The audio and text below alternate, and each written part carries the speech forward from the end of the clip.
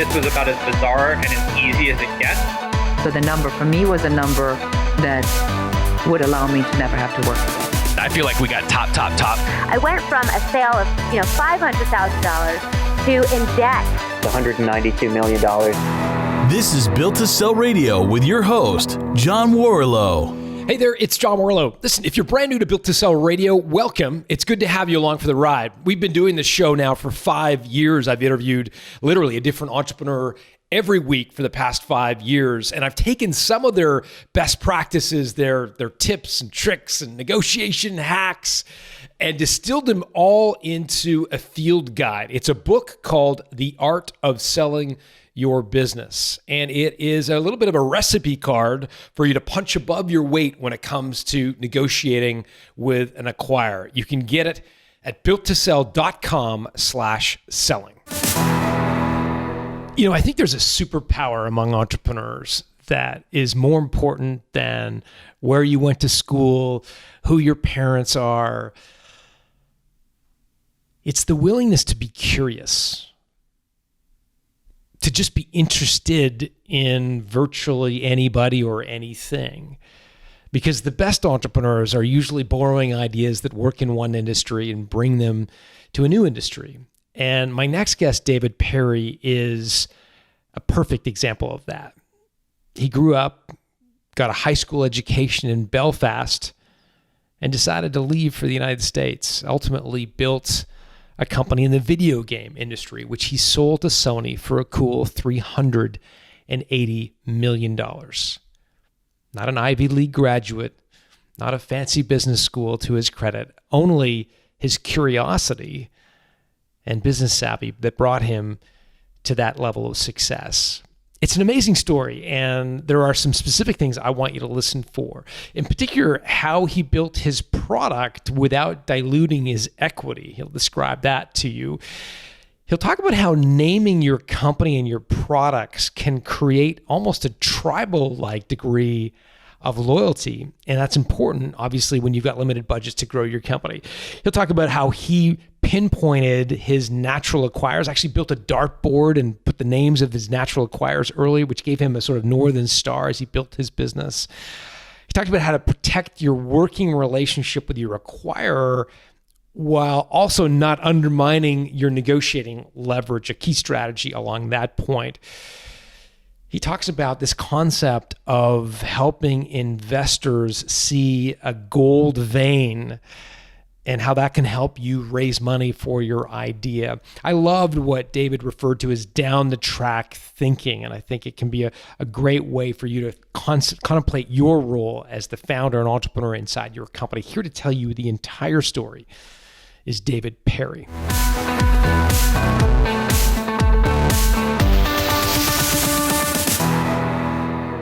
David Perry, welcome to Built to Sell Radio. Hey, thanks for introducing me and thanks for inviting me.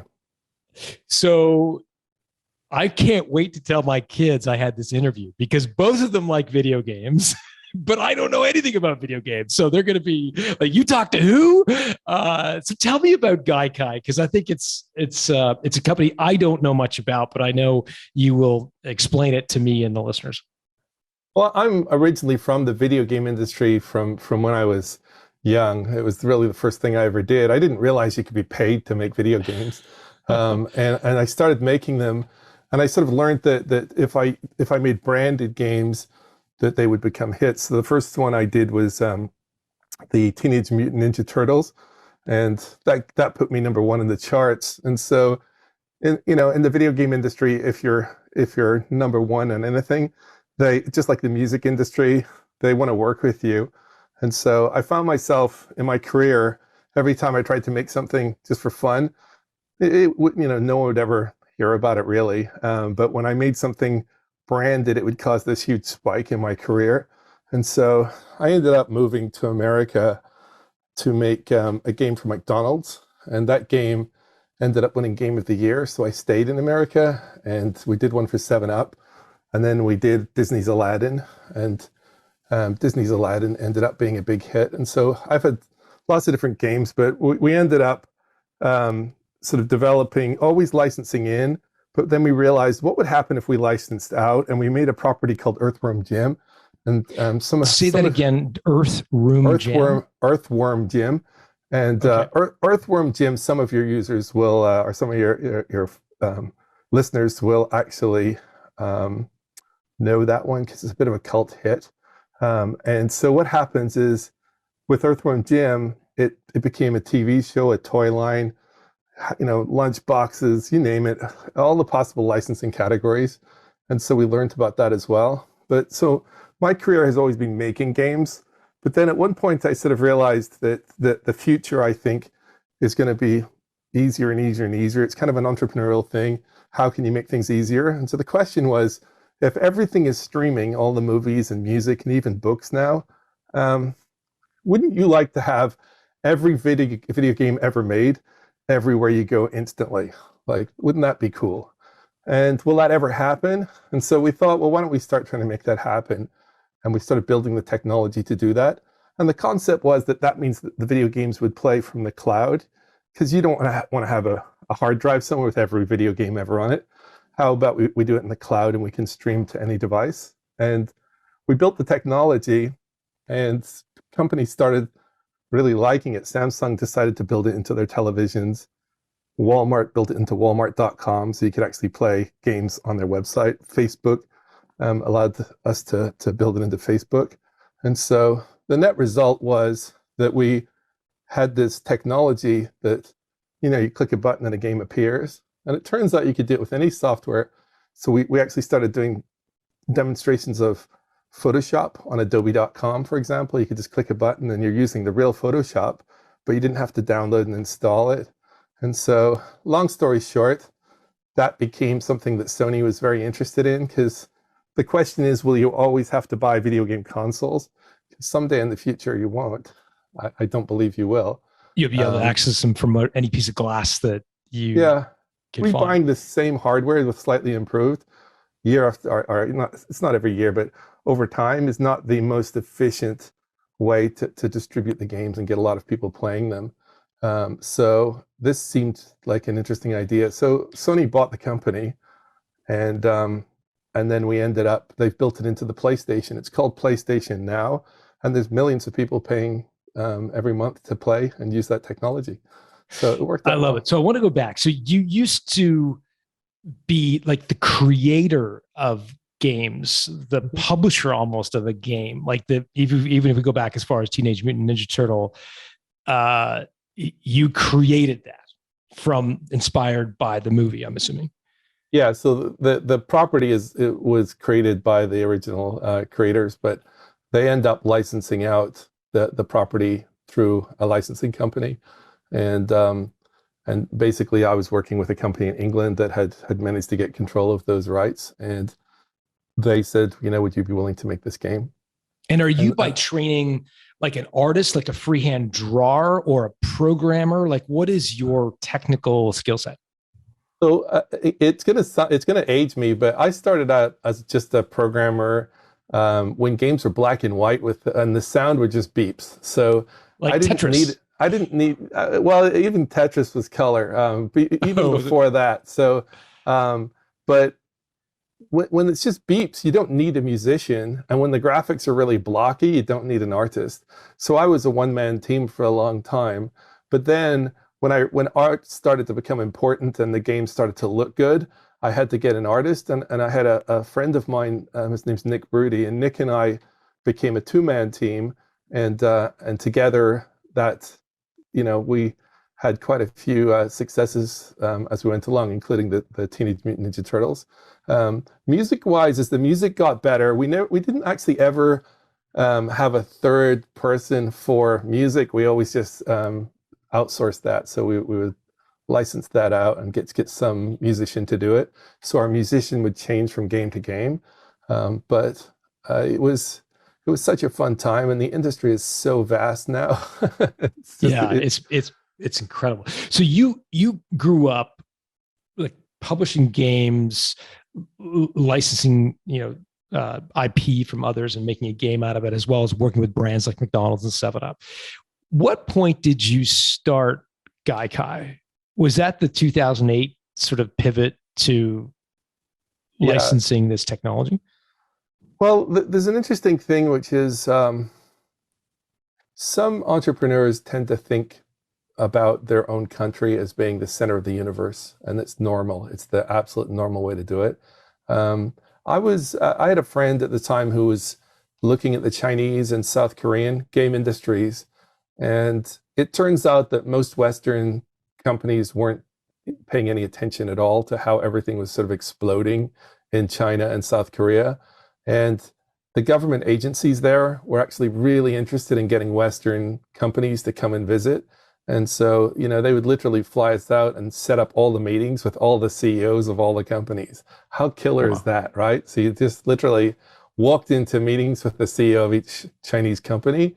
And the result of that is that they were kind of like, you're the first Westerners to ever come and visit us. This is so amazing. And our goal was to learn what on earth is going on down here? How are these games so successful? What are you doing differently than we're doing in the West? And the thing that was really big at the time was free to play. This idea that you would play for free, but then you could pay to unlock features or add features to the game. And they would end up, they'd have 1 million concurrent users, so 1 million people playing simultaneously on some of these games. And it was just such an incredible thing. And so in my speeches in the US, I'd be saying, I know you don't feel there's any threat from China at all. You're just making your games and, they're doing whatever they're doing. But if they ever get it right and make a game that hits the Western market, it's going to be huge here. And so you've got to watch out for that. And free to play has, of course, that has happened. The free to play business has come over and absolutely killed it in the West as well. There's games like Clash Royale and things like that are just so successful. As a mobile game, they make billions of dollars from it. It sounds absurd to think that there's people putting thousands of dollars into a single mobile game, but they do. And why does this work? Well, what they did, if you want to think about this from a business strategy, what the big difference was that in the West, we always thought that you would pay a certain amount of money for a video game. It's going to be $39, and then it became $49, and then it became $59. And what we're actually doing is raising the money wall. And we were saying that you have to climb over this wall if you want to play our video game. And the people who can't afford to, well, you can't play our game. And it's a terrible idea. And so the concept with free to play was, no, everybody can play. And in a way, the people that can't afford to pay any money actually are there to play with the other people who can afford to play to pay the money. So everyone is able to play together. And it's better to have more people. And the whole thing ecosystem becomes much more alive. The community is much more vibrant. And so there's a network effect with video games as well, right? When more of your friends are playing, the more you want to be. So the point is that embrace what else is going on in the world. There's other stuff that we're not aware of here. I'm sure you've maybe seen it when you've been traveling. You've tasted some food that's amazing, and you're thinking, why don't they sell this in the U.S.? Sure. It's like that in every dimension. There's things that we just haven't got here yet that someone else has learned somewhere else, and you can be the one to bring that to the West.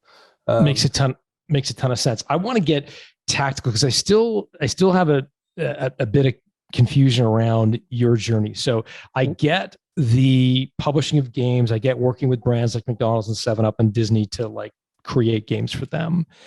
Where I get a bit fuzzy is what happens next. So at some point you move from licensing other people's IP to almost like a technology platform. And I'm trying to get a sense of in time, is that sort of around 2008 when Gaikai starts as a separate company, or just give me help orient me there? It was a little earlier than that, but in general, it was an interesting time because I was trying to learn as much as I could about where's the industry going. I have this company with a bunch of people, a payroll. I'm having how many employees did you have at that time? Ballpark. Probably around 10 to 12 people, somewhere around there. And what's the business model at that stage? 10 employees. We were making the games, we'd publish them, and we'd earn royalties on each game sold, and that was working well for us. But what happened was the industry. We were experts in two-dimensional video games. So actually, when we made Aladdin, it was, if you think about it, it's all cell animation, the way Disney does their hand painted animation. So in the industry, we were considered experts at hand drawn animation, and the whole industry was going three-dimensional. And so I kind of went, oh, I don't know if our team is going to want to make this transition. And talking to them about it, they were like, we really don't want to make this transition. And I was having to buy these computers. They were called Silicon Graphics computers, and they were $25,000 each, just as workstations for people to even experiment with 3D. And it just didn't feel good to me. So I ended up selling the company at that time for around $10 million. And the idea was to just, not take that risk of a company that's not going to want to make the transition. But what happened was we ended up finding some talent that we already had internally, and we added a few more people. And it turned out they were amazing at 3D. And so much so that we made this game, which was quite interesting because it changed my whole perception on how you can sell video games. We made this 3D game called MDK, and it was just a very cool game. It was 3D and it was also quite funny. And we sold it like you normally do. But what happened is we also realized that there's an awful lot of people or companies that sell equipment that want something else to go in the box. So when Apple sold the very first iMac, they want to have some pre-installed software, and they actually licensed MDK from us to put it onto the iMacs. Every single all the video cards that were coming out all had MDK. The joysticks had MDK in the box. Different hardware manufacturers that were making PCs at the time were licensing it and putting it on there. And so what you realize is that because each time we're getting 75 cents for every single device, or maybe $1 for every single device that's selling. So yes, we're selling the game cheaper. It's actually it's a simplified version of the game. But in reality, it's just money from heaven. And so that was a kind of a fun experience with that particular game. But that was our introduction to this 3D space. And so we ended up pushing our chips in and going hardcore on 3D. And so the company ended up growing and growing and growing. And just to give you a fun little end to that story is that the directors of The Matrix reached out because they wanted to make a Matrix video game, and they liked what we had been building. They liked MDK. And so they ended up, long story short, I didn't do the game at the same time as the first movie, but I did it for the second. And my team was just all in building this Matrix game, which was actually designed by the directors of the movie. And so it all tied together perfectly with their movie. And so we got acquired again. So that was a strange situation to actually get acquired a second time. That was for almost $50 million because they wanted our team. Atari wanted our team because we had the rights to the Matrix. And so the game was finally published under the Matrix brand. Got it. I have so many questions. Okay. So back to the first company that you sold for around $10 million. So Nick was a partner in that company, I'm assuming? He was the artist? Yes, he was one of the people there. There was a whole sort of collection of different people that had with different skills. So we had the whole gambit from designers to artists to, all of them. The only thing we didn't have was music, again, funnily enough. So yeah, we still outsourced that. So I'm curious because Nick was the one who was the artist. Obviously, you were experts in sort of animation, which feels like very art driven. So did he come with you to the next company, or did he sort of stay in the world of art? No, he did. He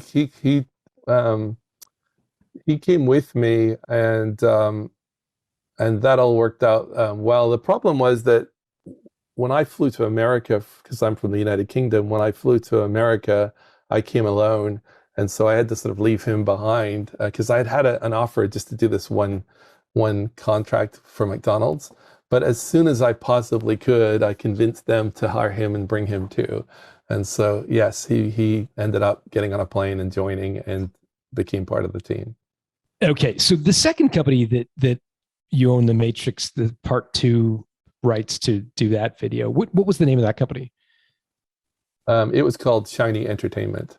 Shiny Entertainment. Okay, got it. And was that like, did you set that up? Was there like an investment group that you guys did you just self-fund it with the proceeds from the first company, or how did you finance the Matrix? that? The Matrix? No, the Shiny Entertainment, the company behind that product. Oh. So what happened was, imagine we're making.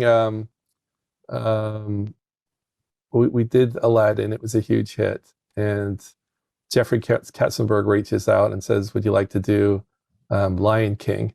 And Lion King was a really exciting property, but we had to make a decision. What are you going to do? Is this our future to just keep, doing this repetitive thing, or shall we try something new? And I was getting interesting offers, so I got an offer from Sega to join Sega, and I would have got to work with some of the best talent at Sega, which was really interesting to me as an engineer. But I also got an offer to join a company called Playmates Toys. It turns out Playmates Toys had the rights to the Teenage Mutant Ninja Turtles toys, and they made over $1 billion off those toys. And so you can see how that synergy of walking into the room, having a history with the Turtles, and then they, were thinking of hiring me to help them build their video game sort of strategy. And I said to them, I'm not really interested in that, but I am interested in starting my own studio. Would you be willing to fund it? And so they said, yes, we would. And so they signed a deal for the first 3 games that we make, they get to publish. And this is the origin of Gaikai. Yes. Oh, no, sorry. This is the origin of Shiny Entertainment.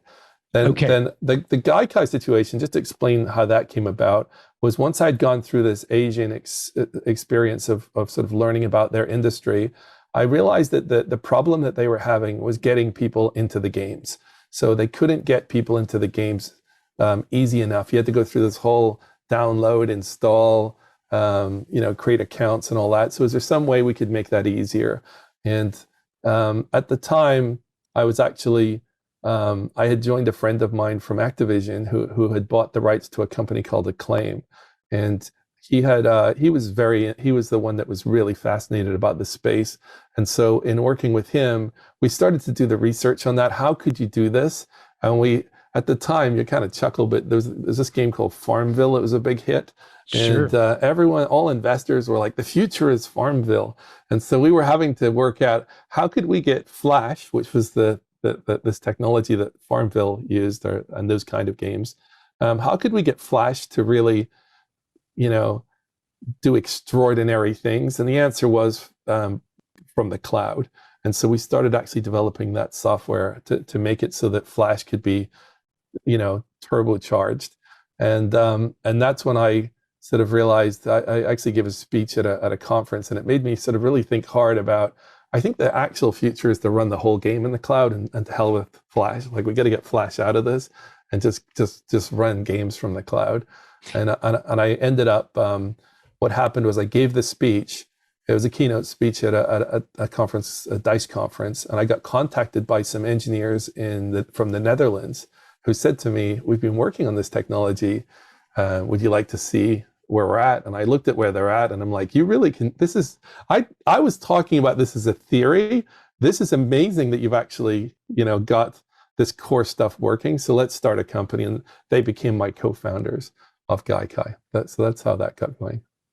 Got it. Okay. So many questions. So that's super helpful. I want to go back to Shiny Entertainment for a second. So when you say, and again, this may be my ignorance about the video game industry, but when you say the investment group sort of financed the first 3 games, what does that mean? They wrote you a check to go build the games in return for a percentage of the company? Is that sort of practically what happens in that case, or how does that work? This was a stranger deal in that they didn't take any equity. They just wanted the output. So they wanted games to sell. So they were effectively prepaying for those games to be developed. Great. It's the best deal you're ever going to get. So they literally didn't ask for equity. They said, "Here's a check." How much was the check for? Well, they didn't write it as one check.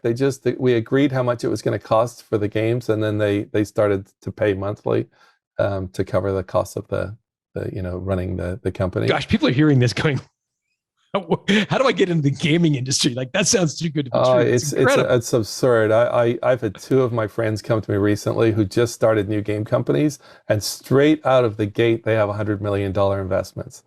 Like it was. I thought it was easy back then. It is ridiculous now. Like, it's the amount of money. If you have talented people, of course you have to have people who've made professional games. But if you have talented people, there's money out there.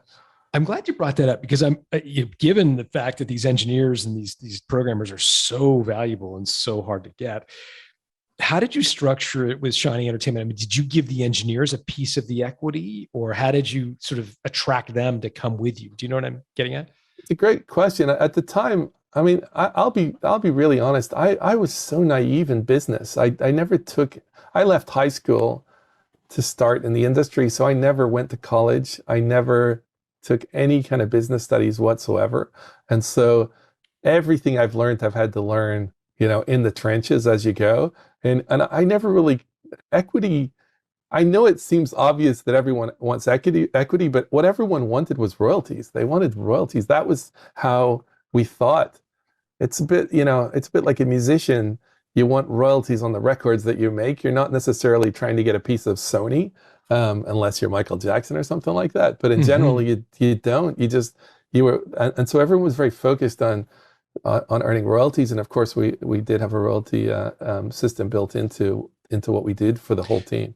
So the creators of the game, the engineers and the programmers, part of their compensation would be a royalty for its future. Yeah. And would they get a base salary as well? Oh yeah, they got a base salary too. And over my career, I've had so many times where I've employed somebody and all they can think about is their salary. Like, I just want the salary and I want more salary. And I'm like, you really need to care about equity.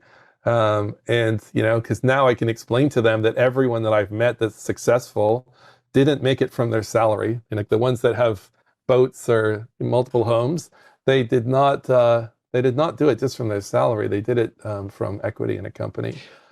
And so now I'm much more aggressive about explaining equity to people. So this company, Shiny Entertainment, you got this financing from this company that paid you in advance for the 3 games. So that gets you off. You're paying the engineers a salary plus kicker on the royalties. You build that up. Did you raise capital for that business, or did you keep 100% of it yourself? No, it was 100%. And then you sold it for $50 million later. No, I sold it for $10 million. That's when the industry went three-dimensional. It turns out that long story short, I got half of it back. So half of the company or half of the money? Half the company. So I got half of the equity back on the company during that whole process, and that's why I was able to sell it a second time to Atari. Got it. And that company, who owned the company that you sold to Atari? It was a combination of myself and the company that had acquired us, which was called Interplay. And so Interplay had bought us initially, but we ended up both owning the company together. And so then we were able to sell it a second time. So you've been through this a few times, this building to sell, so to speak, or building up and selling. Oh yeah. This is, and I think it's not a necessary thing. It's just a fun piece of the way you can build companies. There's lots of successful companies that never need to sell. They can run forever. But when you're building technology, it's quite common that there's someone out there that wants it. And I never got to a point of going public. I'm hoping to do that with my current company. I think this company I'm now in e-commerce. That's a really bizarre thing to explain, but I figured I'd like to try to learn about another industry.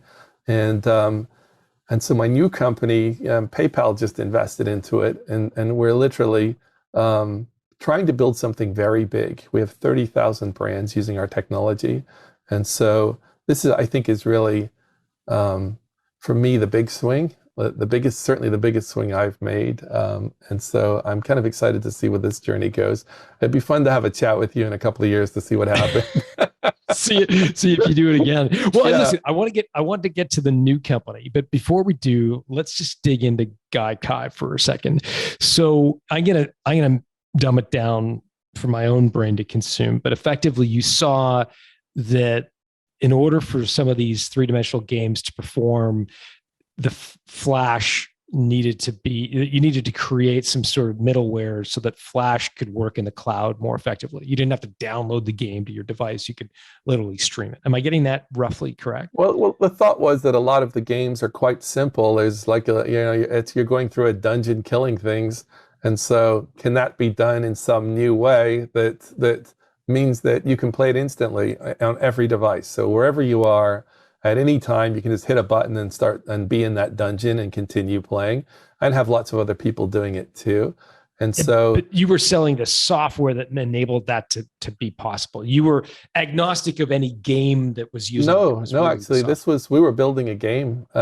We had to build a game to prove it worked. And so which game did you build? It was a game called Kugamu, which is just something that we were building as a sort of a demonstration of the technology. And it was very, very simple because, of course, it's Flash. But it was it definitely worked. So is it possible to do that? Of course, it's absolutely possible. But what it does is it means that the graphic fidelity is going to be limited by what Flash can display. And so that's why you can see there's this constant inkling towards, well, but how can we get the full three-dimensional graphical experience to just appear on your computer? Okay, and that's the software that Gaikai made. Yes. Got it. Obviously, I'm a very slow learner. It's taking me like 40 minutes to figure that out. No, it's no problem at all. Okay, that's helpful. How did you finance the growth of Gaikai? Like, did you self-finance the entire thing? Did you raise money? Like, what was your journey there? So I did self-finance the start of the company, and that was very basic, just paying for some servers and et cetera, and just trying to get the company actually running. And my co-founders were in Europe, so we needed to find a way to get them out into the US so we could actually, get an office and start a company. The co-founders being the guys in the Netherlands. Yes. How many of them were there? There's just two. Got it. Okay. And how did you guys decide to divvy up the equity? Because they put in a lot of work to begin with. We Did just they split get more of the equity, or how did No, you can get all crazy about that. We just said a third, and then there's no discussion. That's how you end up not having to, have any stress. Everybody's equal. Everyone's equal, and we'll all lean in and let's get this thing done. And so that's what we did. Do you ever worry that you were going to get held hostage? Because the Dutch guys knew one another. They'd been working together for a while. They own 2/3 of the company. Did you ever worry, maybe I don't want to be, held hostage by these guys that know each other really well? They have beers every night together. Not really, because it's not. Yes and no, because it's not really the founders that run a company, it's the board. So at the end of the day, the board makes the ultimate big decisions, including the board would have been made up. Who was on the board then? Well, they were on the board, but I also, our first investor, which was quite early, was a guy called Mitch Lasky at Benchmark Capital. So he's an investor at Benchmark that really understands the video game industry. He had built a company called Jamdat that was bought for a lot of money by Electronic Arts. And so he knew the industry really well. And so when I came to him, we had a coffee once and I was explaining to him what this was. And he's like, I totally agree with this. This is great. And I'd like to invest. And I had other investors lined up at the time. But his offer just trumped everybody else. And how does it work with a deal like that? So you guys you own a third. Do you each have to agree to the dilution to bring Mitch in as an investor? Like, does everybody have to agree? Yeah, this makes sense. Yeah. I mean, basically what you do is you're valuing the company at some number that they're going to invest at. And then you're agreeing how much they're going to get for their money. So, if they're going to give you $5 million, how much of the company are they going to get for that $5 million? And do you have to agree in writing, or is it just sort of assumed that $5 million investment from a guy like Mitch is going into the company. It's not going into your pockets and that of the no. Dutch Yeah. guys. No. Yeah. So what they do is, the way it works is they give you a term sheet, and the term sheet is, here's what we're willing to do, and here are the sort of the guidelines and the rules of how we're going to go about this process. And we call them exploding term sheets, because usually there's some kind of timeout, like you've got 2 days to sign this thing. And why is that? Well, they don't want you to go out and shop it around 500 other investors. They're basically at major risk when that term sheet is issued, so they need to get it done as quickly as possible. And that's quite common, is there's some kind of really, really fast time on it. And ultimately, then it's up to you as a company to say, we're going to do this. And you're right, that does require all of the founders to say, let's do this. And there was no question, Mitch is a rock star. And so you get a rock star investor from an amazing company.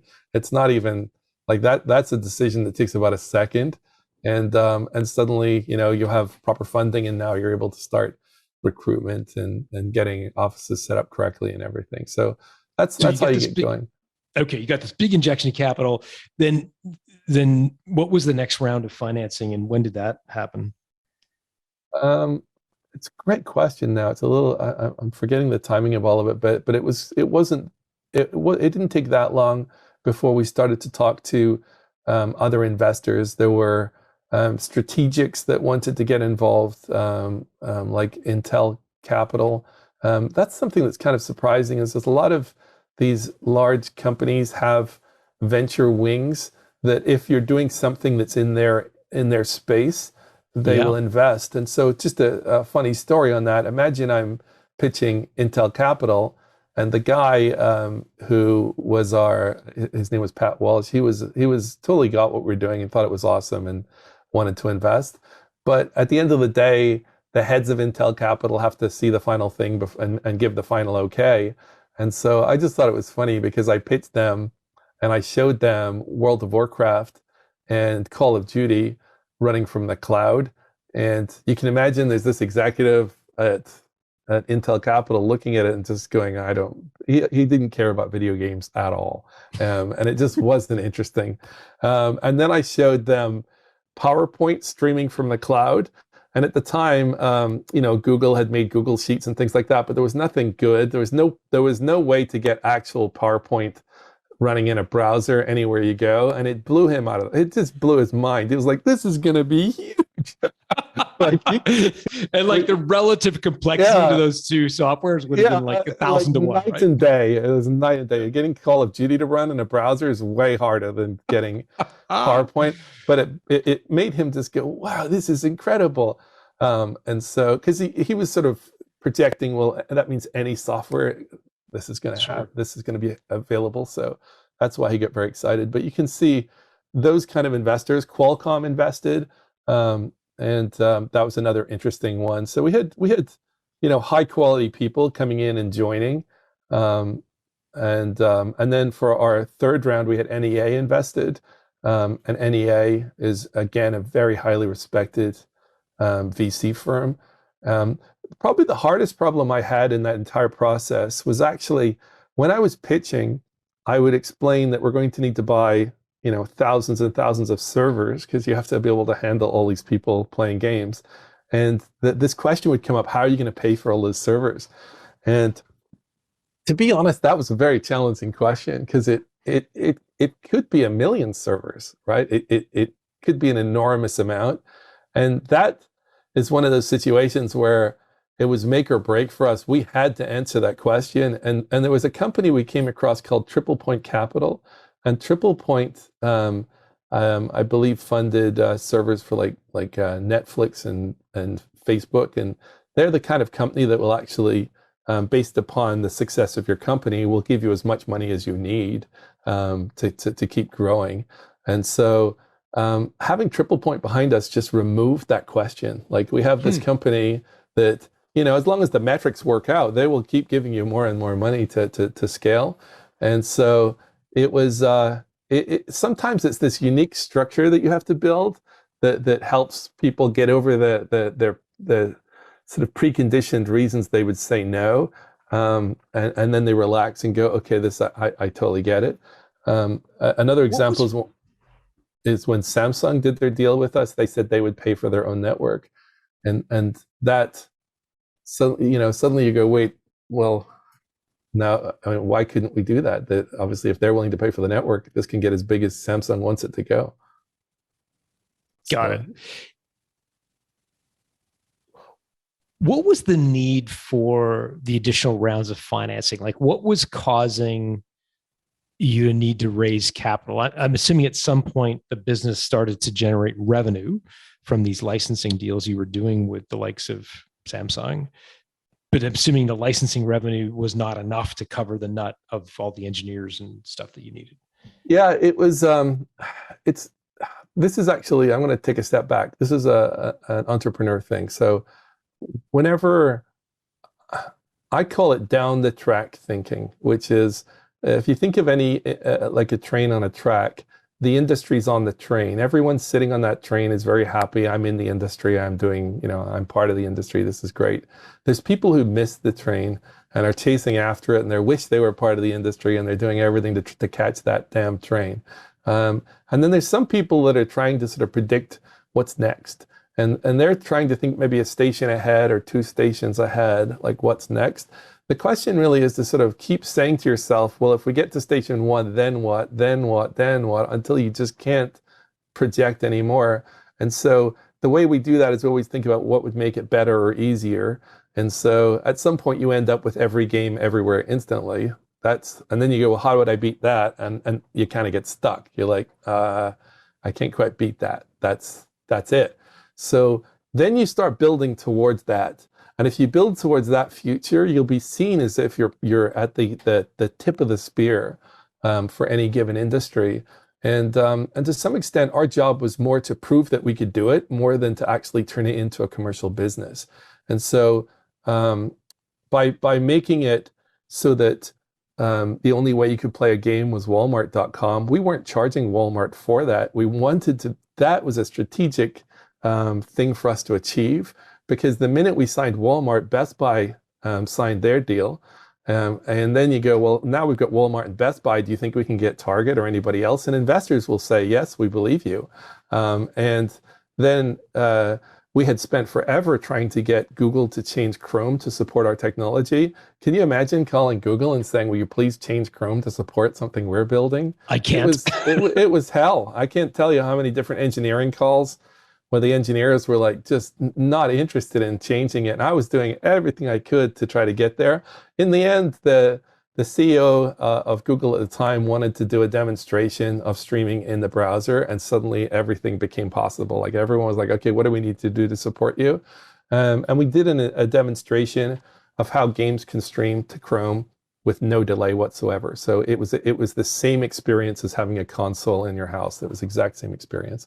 And that, you can see how in every way, I just call it climbing through the barbed wire, or it's a culture I explain when I hire people in the company, including my new company. When we're hiring somebody, we say to them, we're allergic to hurdle pointers. We're allergic to those people that tell you why you shouldn't do something or how hard it's going to be to achieve something. Oh, look at all those hurdles. And you've been in those meetings. I know you've been in those meetings. There's someone in there that just can't stop pointing at all the problems. And there's other people who jump hurdles, but you never even heard about the hurdles, right? You find out later that there was some things they had to deal with, but they just got through it. Those people are worth their weight in gold. I bet. It just occurred to me, I go back to the boardroom meeting with the CEO of Google, and they're like looking at this saying, wow, these games are streaming without interruption through the cloud. All of a sudden, that's a threat to the console makers. Well, it is. Have you the company NVIDIA? Have you come across NVIDIA? I've heard the name. I have no idea what they do. Okay. NVIDIA is a company that makes the graphics cards that are in all of the consoles and all the gaming PCs. Okay. And AMD and NVIDIA are the 2 key players, so they're duking it out constantly. But I was invited to speak at a keynote that Jensen, the CEO of NVIDIA, was giving. So I went on stage with him, and he wanted to show this cloud gaming idea, but he had such a cool idea, which was NVIDIA's color is green. So you'll see if you go to their website that green is their color. So he had this green Ethernet cable to a screen, and we demonstrated games playing. And he just said that cable is the console. That's the future. The cable is the console. There's no need for a console. It's unnecessary. But that's a pretty big threat to the owners of PlayStation or Xbox or that's why Sony acquired us, because they wanted to learn and understand and be the leaders in the space, and that's what they ended up becoming. Yeah, well, let's get it. So you're raising, so you get Mitch on, you raised a couple more rounds, institutional, the venture wings of Qualcomm and Intel, and so you're raising a ton of money.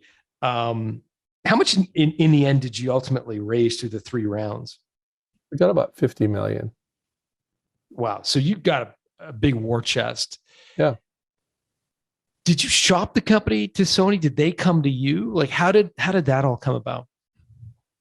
Well, actually, we realized something that was becoming a problem, was we sort of realized that having all of these different games running, they were all built at different times by different people, and those teams don't exist anymore. So a team made a really great game, but then they disbanded and built their own companies or whatever. So we're going to have to run that game and make it work forever in the cloud. And some of the games have built-in security systems and things like that. They were never intended to be run in the cloud. Sure. And so we're having to do all kinds of complex things just to make games work. We were dealing with all kinds of legacy issues. Sometimes you had to do logins or type in codes or choose options. And we were actually having virtual mice in the cloud clicking things, trying to deal with some of the stupid things that these old games would do.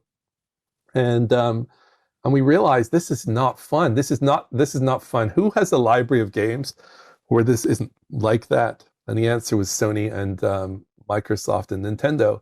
Nintendo, God bless them, love Nintendo, but they just weren't interested. Cloud gaming to them was not interesting at all. They just didn't care. And Microsoft was interested, but they were actually building their own technology, so they were trying to do it. And so Sony was by far the best choice for us. They were also trying to build this technology, but they really liked what we were doing. And I thought it was kind of funny because my co-founder was a guy called Rui, and he loved Japanese culture. So he was the one that came up with this name Gaikai for the company. I had taken a marketing class. I was invited to this really weird off-site marketing thing in Texas where companies pay like 10 grand just to sit at a table and get, with glasses of wine and hear how to market.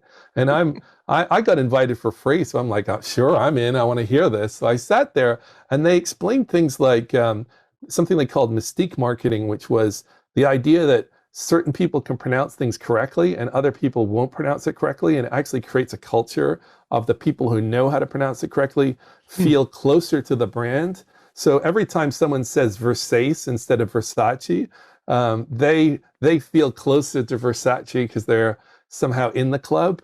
It's Sure. the weirdest. It's like It's tribal, right? It's tribal language. It's marketing psychology. So my co-founder says, let's call the company Gaikai. I'm like, that's a terrible name. And then I'm like, maybe that's not such a bad idea. Like, let's try it, right? And we did, but it turned out that every single thing that we did, all the servers and technology, we gave Japanese names to, so that it was just kind of a fun thing. All of our different technologies had Japanese names. So how weird is it that then a Japanese company comes along and acquires you? And I can't tell you how happy they were when we were explaining all of these things and telling them the names, and the names actually meant that they had reasons to exist. It made them so happy that part of our culture was being very respectful to their culture. And so, it's just interesting how that works out. So I enjoyed that whole process with Sony. I love that. So Gaikai is Japanese for big ocean or wide ocean, or what is the actual? Well, it was hard to even explain that, because if you ask different people, you'll get different answers. The way we explained it is, imagine you're out in the middle of the ocean, and there's a million different ways you could go. Like, you could go off at a million different angles. That's basically what the technology was going to. It was going to fundamentally change so many different industries by the way it works, that we thought it was. That was how we would explain it to people, is that it was this open ocean strategy, and that's what the technology was going to solve for. Got it. And the servers were named after, or inspired by Japanese names. At what point did you realize Sony would be the natural acquirer for your company? Was this years later, or was this part of your thinking that naming it with the Japanese name would start to appeal to Sony as a potential acquirer? Whenever I start a company, I tend to draw on a wall somewhere, like the equivalent of a dartboard or a target, and then I write the names of companies that I think would be interested in what we're building. Mostly just to try to frame in my head, does anyone care?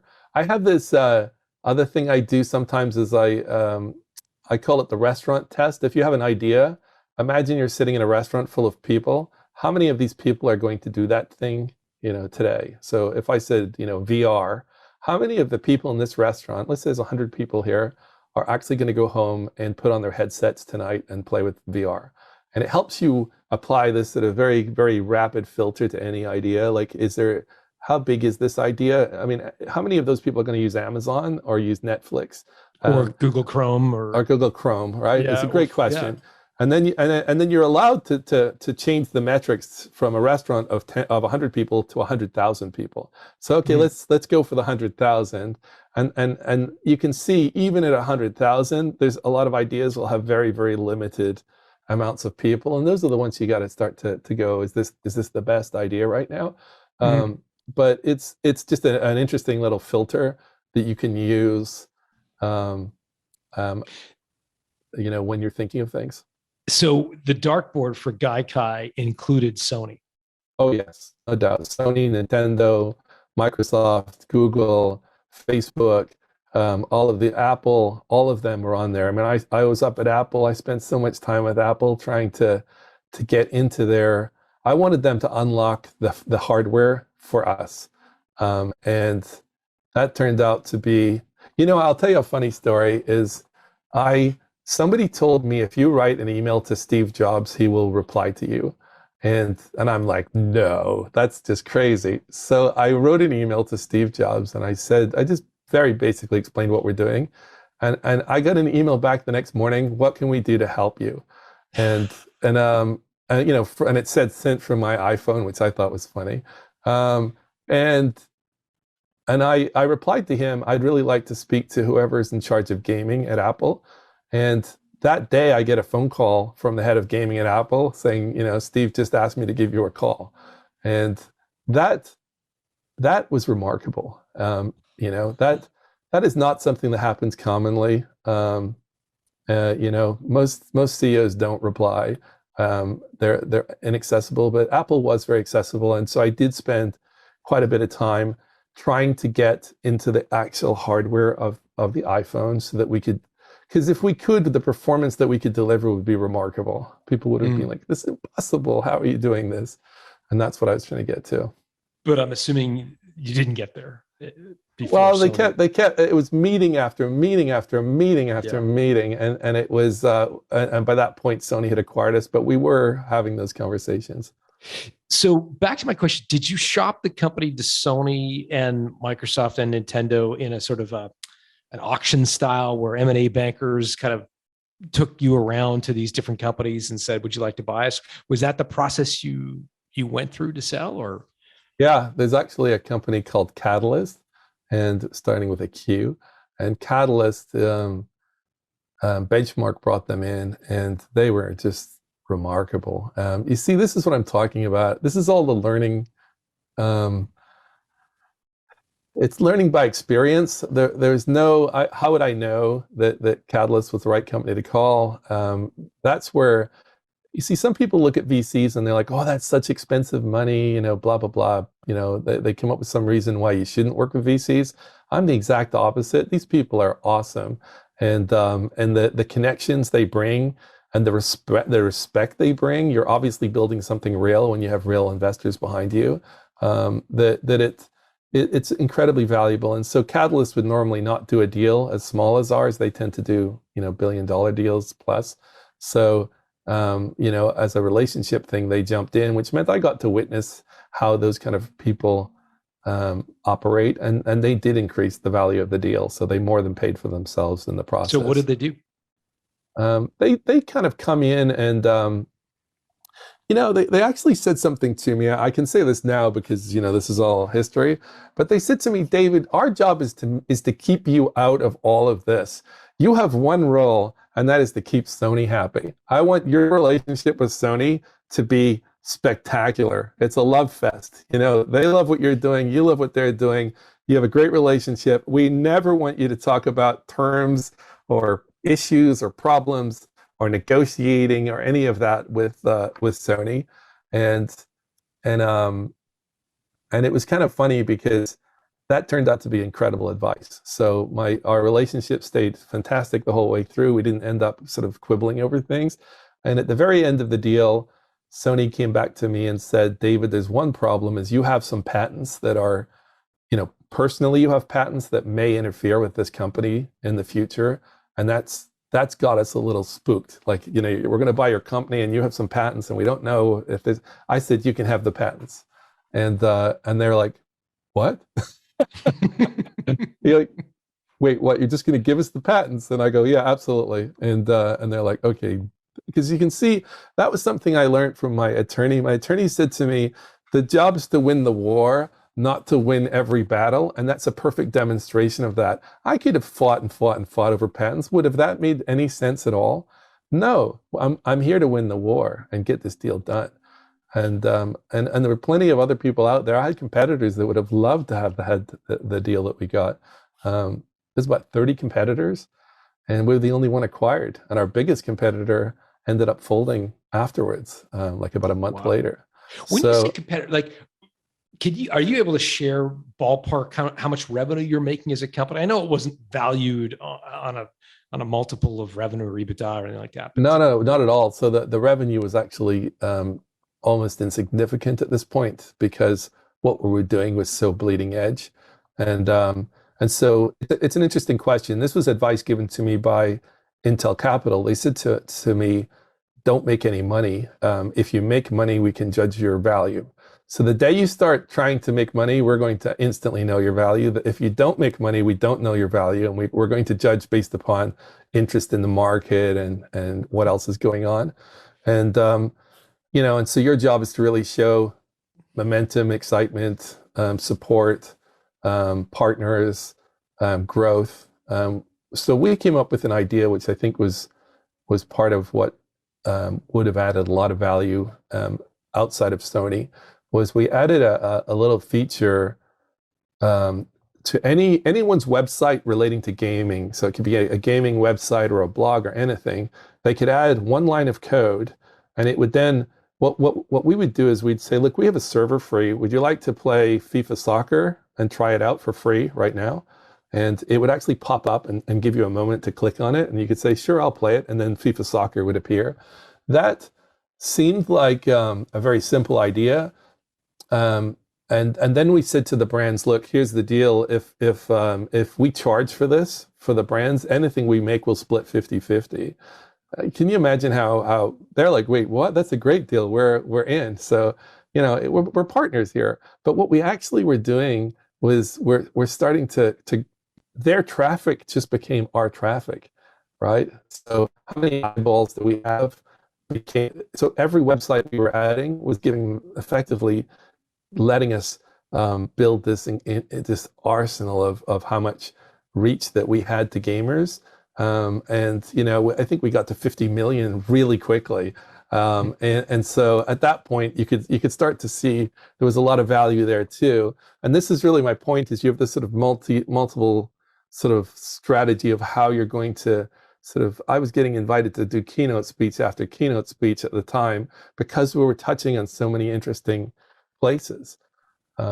And so that's why I think that the cloud gaming thing was starting to really cause some ripples in the game industry while we were doing this, and why other companies out there were starting to think, well, how could we use that technology?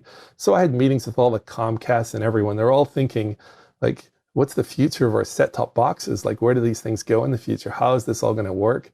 And you can imagine when investors and your board are watching all this activity, they're very, very supportive. So no one was saying to me, you need to start charging $9.95 a month or something. No one was saying that to me. Mm-hmm. Mm-hmm.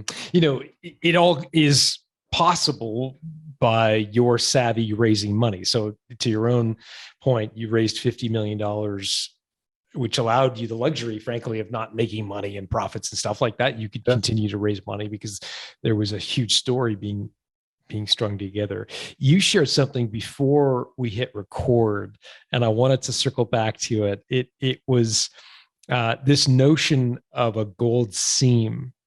Can you describe what you mean by helping investors see the seam? Yeah, one of the conferences, I was on a panel with investors, and I said to the audience, I think I know what these investors want. And the investors were all like looking at me going, okay, smarty pants, what is it that we want? And I said that it's the entrepreneur's job to go prospecting and find the gold seam in whatever industry you're in. There's some gold in there somewhere, and it's your job to find it. It is not their job to find it. They have no interest in looking for it. It's your job to find it. But once you find the gold seam, it's their job to bring in the heavy machinery to get that gold out of the ground as fast as possible so that no one else even knew it happened, right? They're all too late. And literally all of the VCs were just nodding to me going, that's exactly what we do. Like their job isn't really education. Their job is really about scaling you up and giving you the weapons and the armor and everything you need to execute and to do it efficiently and well. And so, but you have to bring them something, and you have to be able to clearly present to them what you've discovered or what you've found. There's an awful lot of entrepreneurs that are like, well, I can't do anything until someone gives me the money. That's not so great. You've created a much more difficult money raising situation. Another thing is that people sometimes seem to think that VC's job is to actually distribute money. Like they've got some bank account somewhere with $100 million or $1 billion in it, and it's their job just to hand out that money to random entrepreneurs and see what happens. It's the exact opposite. Their job is to protect that money like it's the most precious thing in their world, because their career is over if they don't. And so what they do is they have to do due diligence, and they'll check your backgrounds and everyone working with you and what's going on and with your customers, and they're doing all of that because they're protecting the money. And so once you understand that's really who they are, they're people protecting money, then it sort of changes your frame and how you should approach them and what you need to present to them to get them to be interested in whatever you're doing. David, it strikes me as you are an interesting cat. I mean, like you kind of flippantly say, oh, I sold that one for 10 million and this one for 50 million. And this one was 380 million. And I'm listening to you and you're describing these incredible, venture capitalists that you fly in these circles with, and these investors and these huge companies. And yet here you are, somebody didn't go to university. I have a funny story there too. So but before we go to your story, I want to help me square that.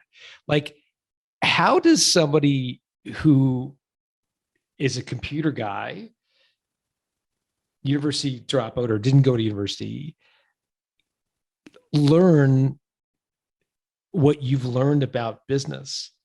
Like, what's your source of information? Like, how have you become what you've become? It's a couple of things. One is that there's a sort of I find myself sometimes doing things without thinking about it, meaning that you're just doing it because it's the next step and the next thing to do. And you're, in a way, you're climbing the mountain because you're staring at the top of the mountain and you're just climbing. What kills a lot of businesses when they get stuck in the fog and they don't know where they're going. They don't know what the next step is. In this situation, I'm just trying to get to the top of this mountain. And what you'll find is when people see that and they see momentum and they see, I have a huge respect for talent. What's made it possible for me throughout my career is finding great people. And so that's the answer to that question, is whenever you are, there's the people who you work with to help sort of build companies, but there's also the people who support you, your attorneys, your accountants, all these other people. Those people, you start to really trust and believe in, meaning that if I'm doing a deal and it's going to be in China, it's going to be complicated, I know that I have people to reach out to that will kill it, right? David, okay, but let me push back, because I know a lot of people who do not have the self-confidence to be vulnerable in that way, right? And put their lot in someone else's hands. You had the humility to do that, and but a lot of people are not confident. They're self-confident, right? They feel like they need to know all the answers and they can't give up that control. And you got that from someone or something. Where did you get that from? It's a great question. I'm not sure where that came from, but this idea that I believe I could start a business in just about any industry, meaning that I think you can learn and surround yourself with talent and take on just about anything. And I'm proving that with my new company, and I'm literally trying to challenge myself. Just to touch on that really quick, this idea that I like to talk about is the idea that you as a human being, it's very easy to kind of get stuck in certain ruts. Like I do this, like I'm an engineer, so therefore I don't do anything else. I'm an engineer. Like artists, I don't know what you do. You do art or something. I'm the exact opposite. I want to know everything about how the artists or how graphic designers work, which software they're using. Can I have a go with that software? I want to understand it completely. The love you get back from them when you actually start to talk their lingo, because you actually understand what they do, is a game changer. And, musicians, same thing. When you actually take the time to care about how their music sounds, they're like, wait, you actually care what our music sounds like? Yeah, I really do. We're going to try to make this sound awesome. And then they want to work with you. And so it's a case of trying to understand as much as you possibly can about as many different things. And I've now taken that to the extreme. So what I do is, if there's an opportunity to learn something, I go all in. I mean, I built my own maker space, and I have, woodworking, the most advanced woodworking stuff, metalworking, welding.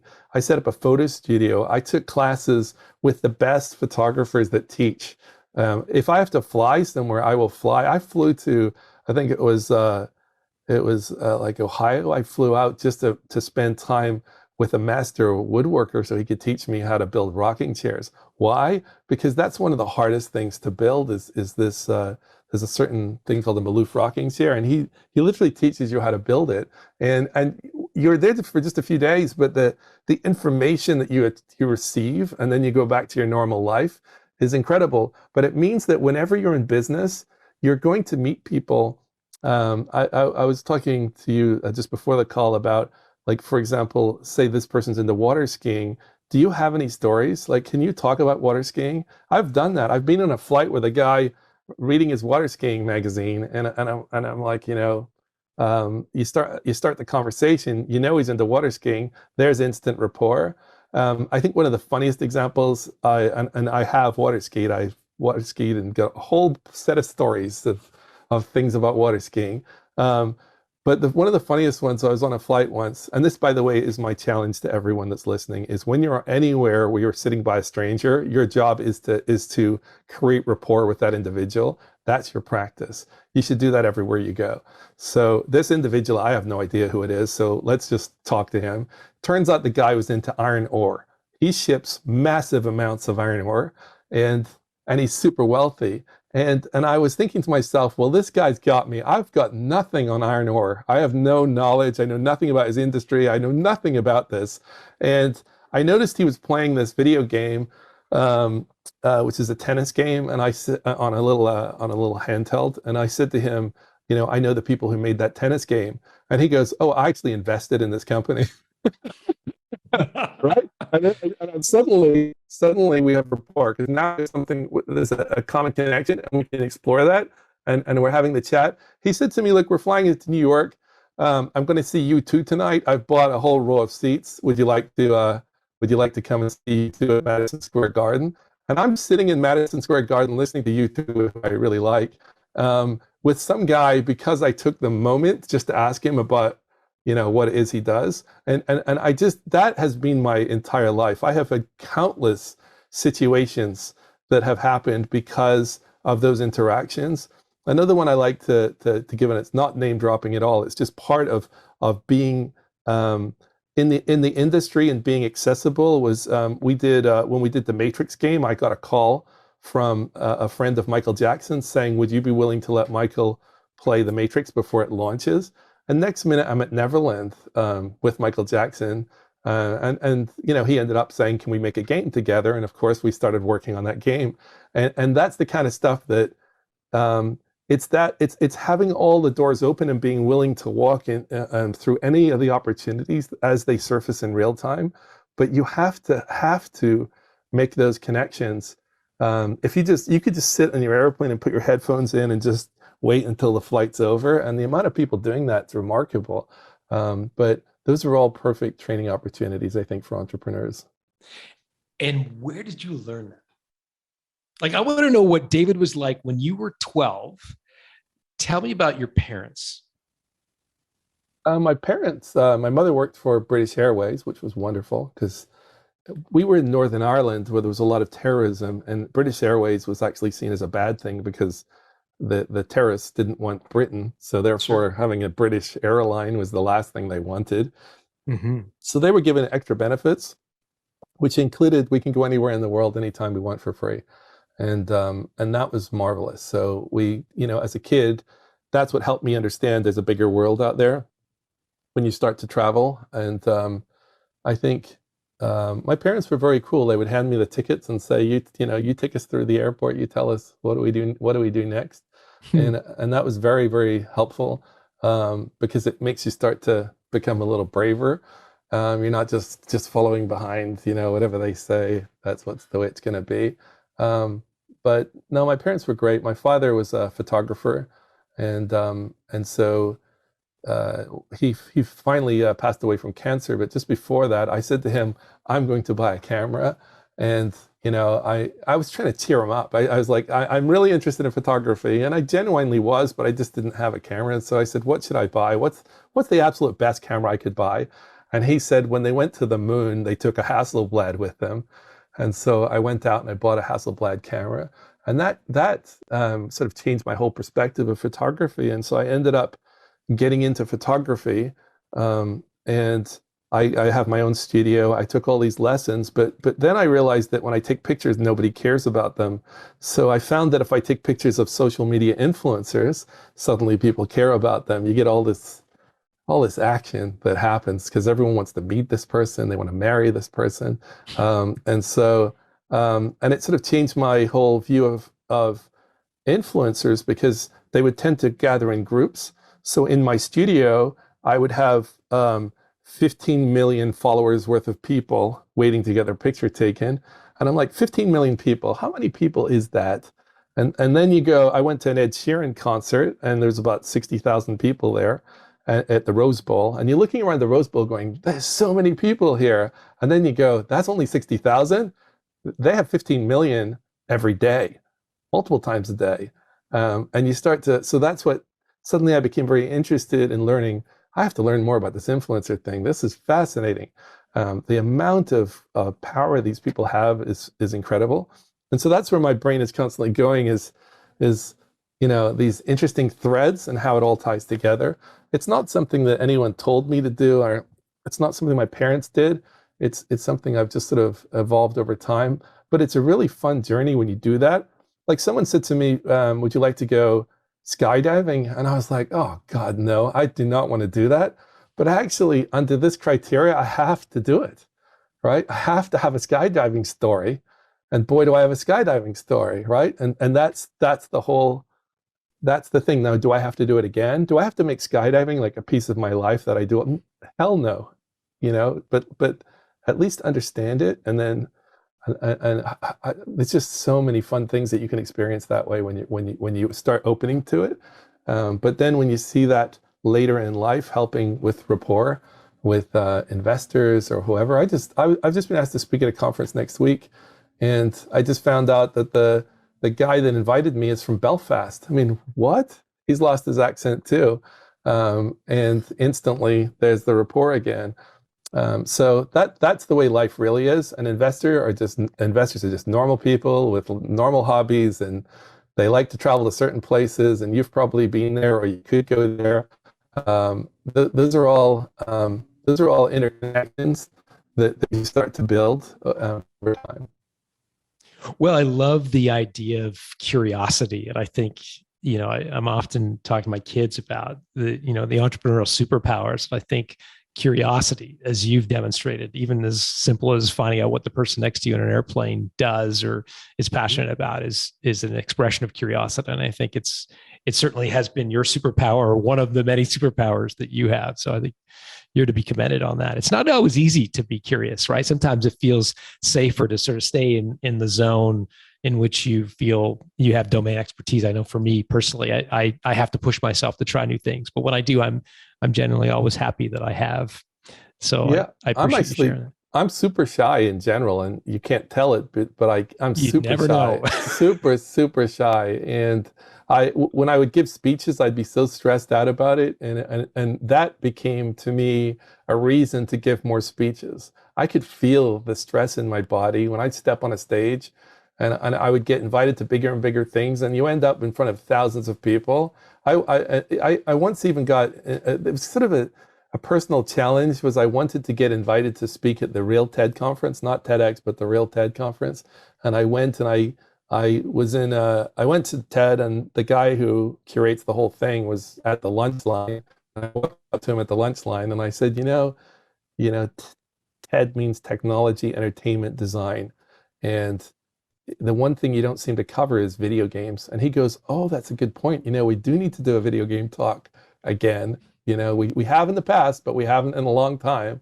Would you like to give a talk on video games? And so I did. And that's the stress level. I was actually really sick when I gave my TED talk. I had the flu, and I still did it. I was actually physically sick right after my talk because I was so ill on stage. But there was nothing on earth was going to make me say no to walking on that stage. Now I want to go watch this. Yeah, when you watch that, I literally vomited after the thing, not from nervousness. I was so ill, but it was. This is what life is about, right? And even though you're stressed out, it means that every time you give a speech, you become less stressed about it. If you have kids, if you have young kids, I have to say to you, must put them into theater because in a way it will give them that skill whether they like it or not. They're going to be unlocked, and put them into theater because they're going to be made to go and stand on stage and deliver lines and stand up in front of other people. And it happened to my daughter. She went to theater when she was young, and she's so ready for business as far as I'm concerned. Because she's got no fear at all of standing up in front of people. That's awesome. Good for her. So tell us quickly about the new company and where people can learn more about that. Well, what we're doing is the concept was, is there a way we could get brands and influencers to work together in a new way? And what we actually do is we try to help brands work out which influencers like their brand, and then we introduce the two. And that's a shocking change. That was inspired by my photo sessions, because I would ask the influencers, how's it going? What's it like to be an influencer? And they'd say, it's not so great, because we're constantly getting asked by brands that we don't use their products to promote their products. So tell everyone my candles are awesome. I don't use candles. Right. And so that's not a great relationship. So could we do it the other way, which is we'd work out, which this influencer, which brands do they currently follow and post about and buy their products? And, can we get those two to work together? And the influencer's response is, oh my God, I love this brand. I've been buying their products for years. And so we've done that now 7 million times. And ultimately, then we realized when COVID hit that this is great because we're getting attention for brands, but what we really need is more sales. And so we came up with a technology that allows brands to collaborate and cross-sell each other's products. And what that means is you're a bicycle company, but for some crazy reason, you don't sell helmets. So everyone that wants a helmet with their bike is going to end up going to another tab on their browser and going and buying the helmet somewhere else. Do you really not want to sell helmets? Because we have killer brands here in our network. Again, we have 30,000 brands. Why don't you partner with one of those brands, and we'll take their helmets and put them right into your store. So now their inventory is your inventory. You don't have to buy anything. It's not going to cost you $1 to transfer that over. And then it's up to you to sell those products. And whenever you sell, they will do the shipping, which improves the efficiency of online sales, because today, if you're moving products around from one warehouse to another, it's losing margin, and they live and die by margin. So, and of course, if they sell a helmet and gloves and a lock with each bike, they're going to end up increasing their average order value, which sort of builds their business. So we built that technology, and that's live now, and brands are using that. But we have obviously more ideas. We're trying to sort of think of an organism of brands all helping each other, and how big could that become if all the brands collaborate with each other and sort of cross-sell each other's products and give each other advice on how to reduce shipping costs and all the rest. If we can create that ecosystem, I think it's going to be incredibly valuable. And so, what's the name of the company?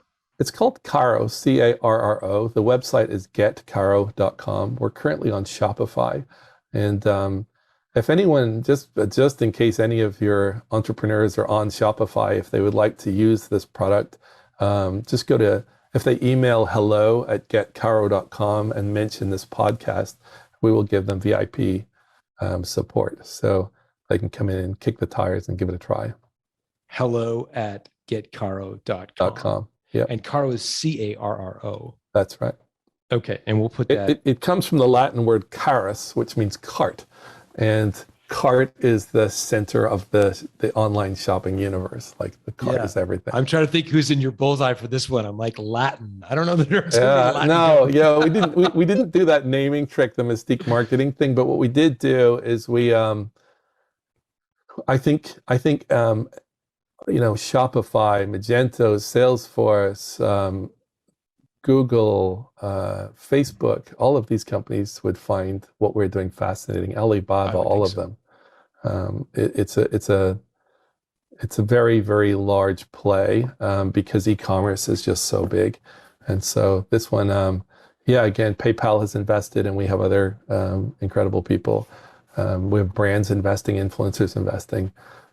We've raised about 30 million so far for that company. And, we're taking a big swing. We'll see what happens. You found another thread of gold, and you're backing up the big machinery. That's awesome. We're getting the investors coming in to help for sure. That's awesome. hello@getcarro.com. David, this was a real treat for me. Thank you for doing this. No, thank you so much for inviting me. It's fun. I always love talking about this stuff. So anytime in the future you want to do it again, just give me a call.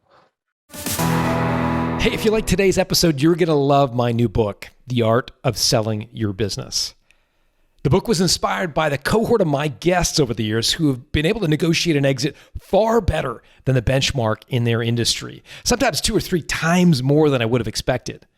I was curious to understand the tactics and strategies of these entrepreneurs and what they do differently from average performers. The result is a playbook for punching above your weight when it comes to selling your business. To learn more, go to builttosell.com/selling, where we put together a collection of gifts for listeners who order the book. Just go to builttosell.com/selling. Built to Sell Radio is produced by Haley Parkhill. Our audio and video engineer is Dennis Labataglia. If you like what you've just heard, subscribe to get a new episode delivered to your inbox each week. Just go to builttosell.com.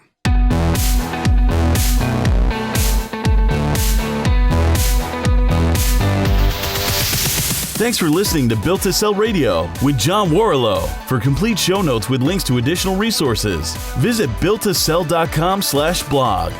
John is the founder of the Value Builder System. To find out how to improve the value of your business by 71%, visit valuebuildersystem.com. John is also the author of Built to Sell, Creating a Business That Can Thrive Without You, and The Automatic Customer, Creating a Subscription Business in Any Industry. Connect with John at facebook.com/built-to-sell or on Twitter at John Warlow, WARRILLOW. Thanks for listening.